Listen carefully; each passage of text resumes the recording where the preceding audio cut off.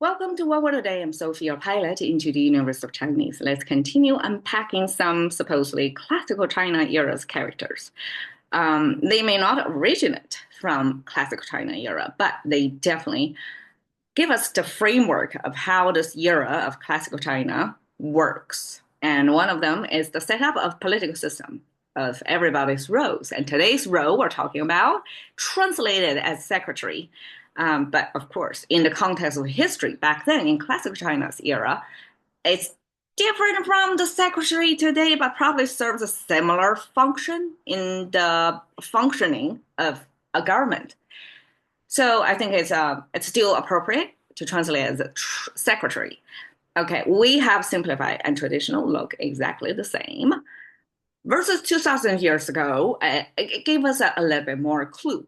Okay, you see a symmetrical person icon in there, which is, okay, so we see human figure like this in Chinese.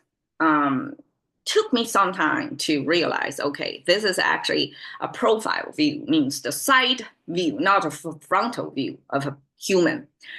This more curvier side is the back chain of the body, which got more valleys and bumps, versus the front side is probably just the arms. So the arms can be straighter. Here in the side view, this person obviously is facing from the view of the audience, facing left. That's because Chinese is a left-facing culture. We, in this 2D frame, 2D world, have left and right two options to define which side is forward-facing. English chose the right side. Chinese chose the left side. So when you see a human figure, it looks like this because the back is on the right side, the front is on the left side. Therefore, the person we drawn up there is facing the left side. And then we have another person that kind of flipped around and facing the first person. And this face-to-face person is circling around a pot of rice. The bottom is the stand, that's a pot holder. And then the rice cooker thing is on the top. And the top, actually, we can also not only view it as a container, but as a grain of rice. If we kind of zoom up, pick up a singular grain of rice, it will look like that. Which is the circle means the enclosure, right? The outline of the rice. And then the horizontal line means the energy stored in rice.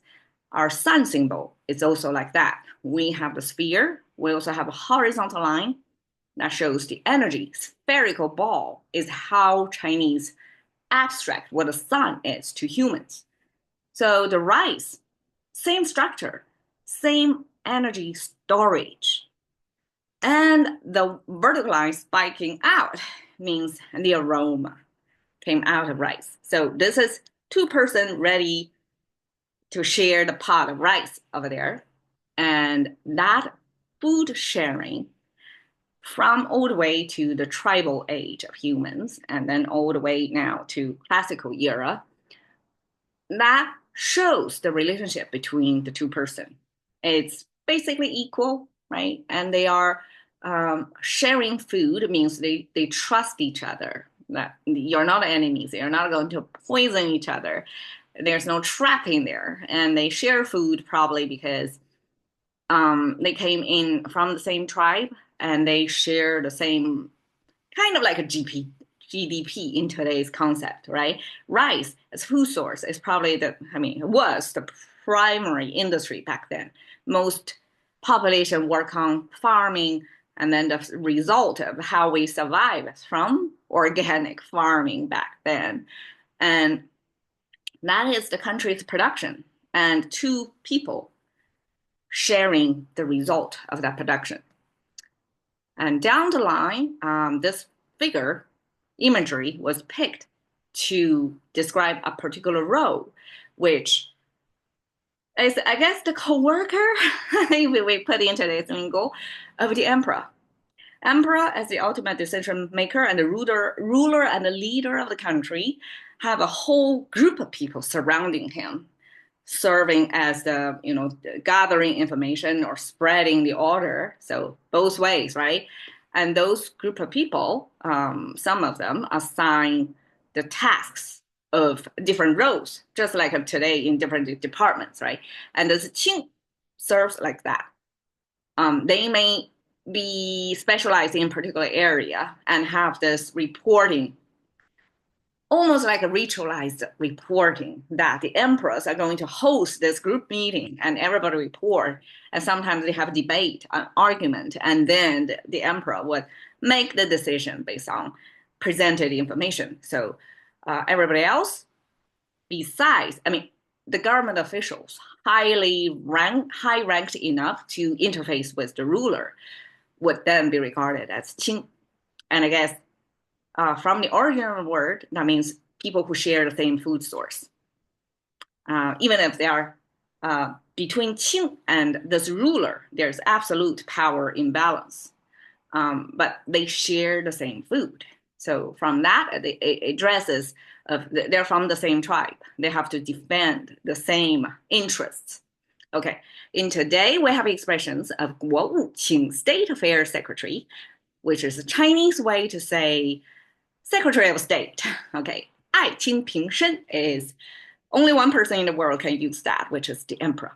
And they would address the secretaries working under him as dear or beloved. I guess beloved is more because I is love, right? So beloved secretary.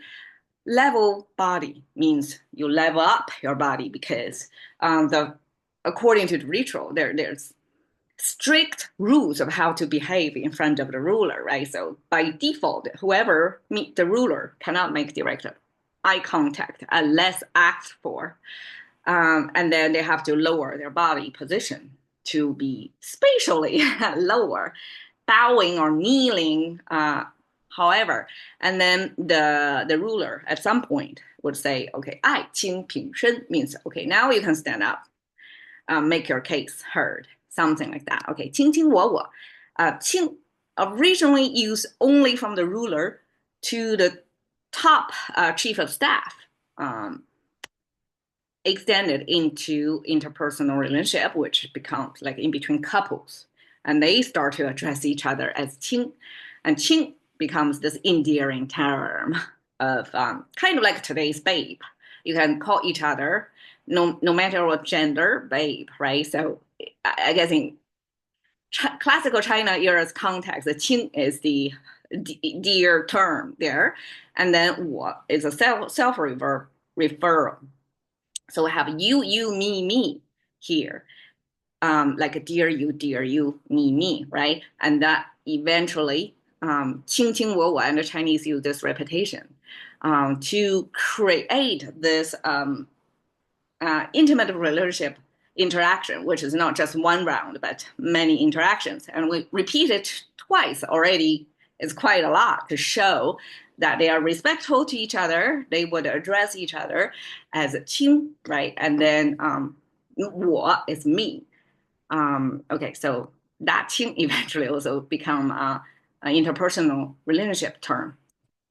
Okay, so here is Madeleine Albright, which was the well-known state secretary when I was in China. So I'm using her as an example of what qing looks like to Chinese. All right, thank you very much. See you another day.